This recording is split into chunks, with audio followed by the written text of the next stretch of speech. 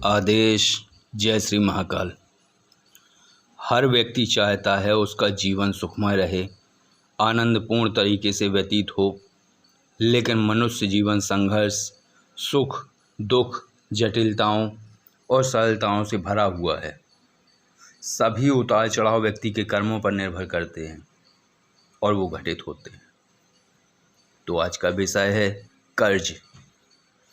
कुछ उपाय मैं आपको बताऊंगा जिससे आप सभी प्रकार के ऋणों से मुक्त हो सकते हैं, चाहे वो धन रूपी हो या अनुबंध रूपी हो।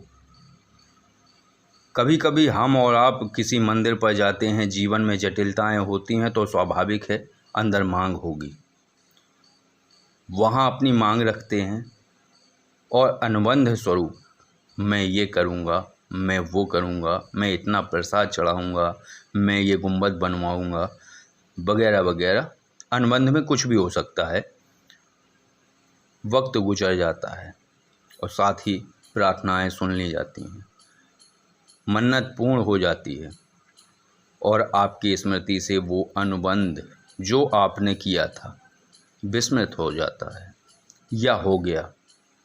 जिसको याद रहता है तो उसके साथ समस्या नहीं है, शायद कोई अनुबंध आपसे छूट गया हो तो वो शक्ति कुछ वक्त तक आपको माफ़ करेगी, लेकिन फिर आपको आपकी लापरवाही का दंड मिलना शुरू हो जाएगा।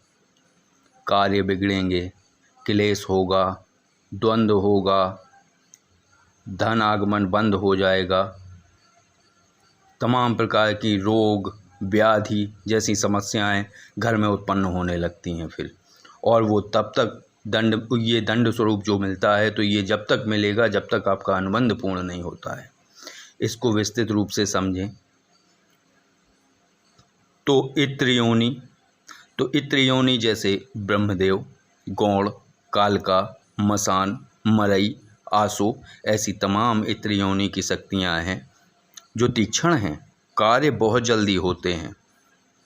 पीर, पैगंबर और मझार, इन पर जाने से मन्नतें तत्काल पूर्ण होती हैं, लेकिन उसके प्रतिफल स्वरूप जो आप कार्य बोलते हैं, जो आपको करने होते हैं, उन मन्नत पूरी होने पर जो आप बोलते हैं कि मैं ये करूँगा, मैं चादर चढ़ाऊँगा, मैं इतनी मिठाई चढ़ाऊँगा या मैं भोज कराऊँगा, और अगर आप ये बात भूल जाते हैं और वो कार्य नहीं करते तो इसके परिणाम भयानक होते हैं।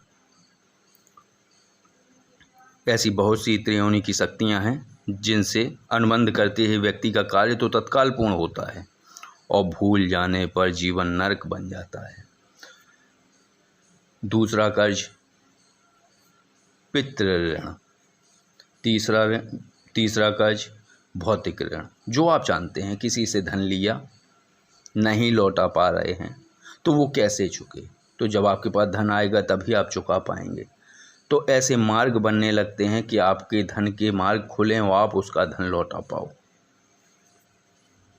तो कुछ उपाय हैं जिससे आप सभी ऋणों से, एक अनुबंध ऋण जो शक्तियों से किया जाता है, दूसरा पितृ ऋण जो कि हर व्यक्ति के ऊपर होता है। जब तक उसके संतान पैदा नहीं होगी तब तक वो पितृ ऋण में रहेगा, तो इसको वो विवाह करे, उसका पुत्र पैदा हो जाए, बस वो पितृ ऋण से मुक्त हो गया। और एक तीसरा है भौतिक ऋण, जो आप किसी से पैसा लेते हो, तो चाहे लौकिक हो या पारलौकिक, लेकिन भौतिक ऋण से मुक्ति आपको भौतिक क्रियाओं द्वारा ही मिलेगी। जैसे किसी से लिया गया कर्ज आपको लौटाना ही होता है, लेकिन इसका पारलौकिक दुष्प्रभाव आपको प्राप्त नहीं होता। लेकिन अगर आप साधना में दिए सभी मंत्र और साधना पूर्ण विधान से संपन्न करते हैं तो चाहे भौतिक हो या पारलौकिक या पितृ ऋण, सभी से आप मुक्त हो जाएंगे। 11 जुलाई दिन रविवार 2021 से गुप्त नवरात्रि आरंभ हो रही हैं। इन नवरात्रि में 9 दिन में ये साधना संपन्न करें। विधान ये है, सुन लीजिए। पूर्व या उत्तर की तरफ मुख करके जाप करना है। आसन कोसा या कंबल का या दोनों, कोसा नीचे रखो, कंबल ऊपर से बिछा के बैठो।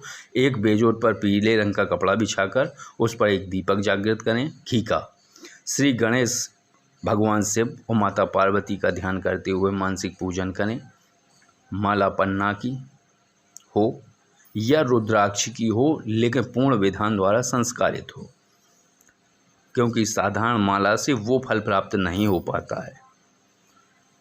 फूल, फल, दूध से निर्मित मिठाइयाँ अर्पित करने के बाद एक माला गणपति, एक माला गुरु मंत्र, एक माला भैरव मंत्र, ओम बम बटुक भैरवाय नमः के बाद 61 माला ओम श्री गणेश ऋणम छिंदी वरेण्यम हुम नमः फट, इस मंत्र की आपको 61 माला करनी है सुबह, और रात्रि में उसी बेजोड़ पर घी का दीपक जागृत करके एक माला गणपति, एक माला गुरु मंत्र, एक माला भैरव मंत्र, फिर 61 माला ओम ऋण मुक्तेश्वर महादेवाय नमः, ओम ऋण मुक्तेश्वर महादेवाय नमः, इस मंत्र का जाप करना है। जाप पूर्ण हो जाने पर महादेव से प्रार्थना करें। इस विधान से ये प्रतिदिन करना है।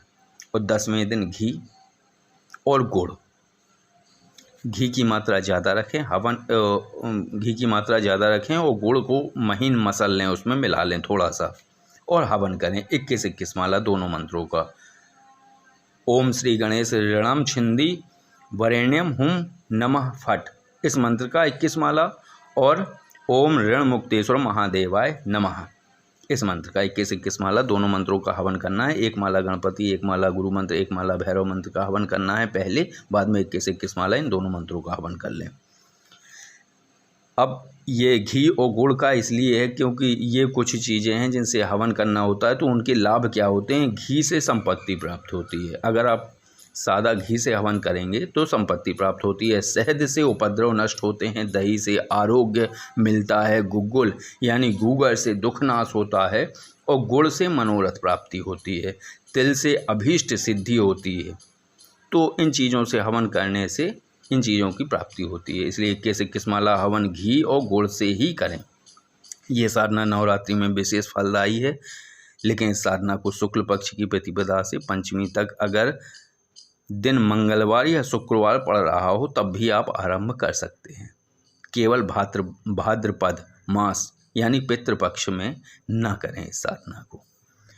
और जैसे आप किसी चीज़ को समझना चाहते हैं, पूछना चाहते हैं, तो कॉल-मी-4 ऐप डाउनलोड करें और उसमें जय योगेश्वर महादेव आईडी सर्च करके आप मुझसे बात करके मार्गदर्शन ले सकते हैं।